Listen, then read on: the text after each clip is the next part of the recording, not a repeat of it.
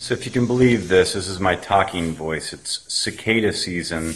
I don't know if this is true or not, but supposedly they only come out of the ground once every 17 years or so, but they come in droves.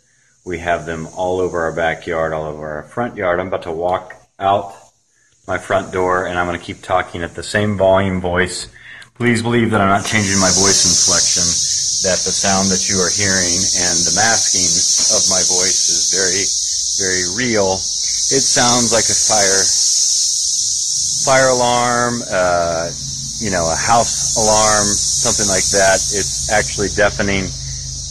Very difficult to have conversations outside, and this is probably not even the loudest that it usually is. If I go over towards a tree, we could maybe even see some of these terrible creatures flying around. A little bit nervous to be back here. I don't know if you can see them flying behind me, but several of them drop out of the trees and then they end up dead on the ground like this. Or mating like those two.